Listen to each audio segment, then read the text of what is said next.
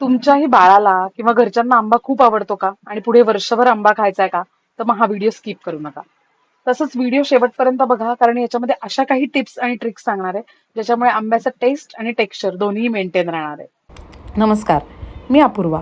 बाजारातून आणलेला आंबा आपल्याला स्वच्छ धुवून आणि कोरडा करून घ्यायचा आहे. हा आंबा कोरडा करताना हे लक्षात ठेवा की याच्यामध्ये पाण्याचा अंश राहता कामा नये. यानंतर आंब्याची सालं काढून आंब्याच्या एकसारख्या फोडी करून घ्यायच्या आहेत.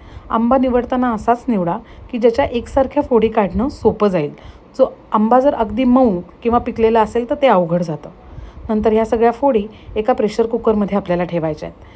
त्याचबरोबर त्याच्यावर एक चांगलं झाकण ठेवायचं आहे, जेणेकरून खालचं पाणी त्याच्यात जाणार नाही. याच्यात 2 शिट्ट्या काढून घ्यायच्यात. शिट्ट्या काढलेला आंबा असा दिसतो, तो पूर्णपणे गार करून घ्यायचा आहे. या गार झालेल्या आंब्यामध्ये साखर ॲड करायची आहे. जेवढा आंबा तेवढीच साखर. ती साखर ॲड केल्यानंतर ते चांगल्या प्रकारे मिक्स करायचं आहे. आता तुम्ही म्हणाल की एवढी साखर कशी खायची?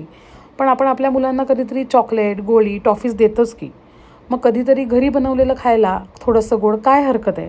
तसंच मुलं बाहेर प्रिझर्वेटिव्ह असलेले जॅम्स खातात, कलर्स असलेले जॅम्स खातात, त्यापेक्षा हे उत्तम आहे. बरं, हा जो साखर घातलेला आंबा आहे तो रात्रभर तसाच सोडून द्यायचा आणि विसरून जायचा. दुसऱ्या दिवशी तुम्ही सकाळी बघाल की यातली साखर पूर्ण विरघळली आहे आणि त्याच्यात पाकच तयार झाला आहे. आता एका जाडबुडाच्या पातेल्यात आपल्याला हे मिश्रण ट्रान्सफर करायचं आहे. त्या मिश्रणाला जाडबुडाच्या पातेल्यात घ्यायचं आहे. हे पातेलं शक्यतो स्टीलचं असावं आणि रात्री ठेवलेलं पातेलंही स्टीलचंच असावं, जेणेकरून इतर कुठल्याही धातूबरोबर त्याची अभिक्रिया होणार नाही. मग काय, मंद आचेवर, हा शब्द लक्षात ठेवा, अगदी मंद आचेवर आपल्याला हे मिश्रण आटवायला सुरुवात करायची आहे. चवीला लवंग, दालचिनी आणि थोडंसं सायट्रिक ॲसिड मी घालते आहे, जेणेकरून आंब्याला सुंदर स्वादही येईल आणि आंबटपणाही येईल.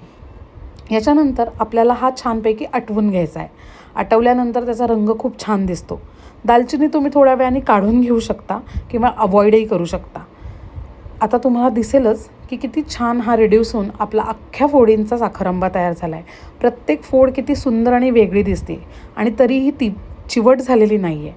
प्रत्येक फोड ही मऊ आहे आणि सुंदर लागणार आहे. एंड रिझल्ट तुम्हाला नेक्स्ट क्लिपमध्ये बघेल. तर अशा पद्धतीने साखरांबा जरूर ट्राय करा आणि हा वर्षभर टिकतो. फक्त वापरताना कोरडा चमचा वापरायचा. धन्यवाद.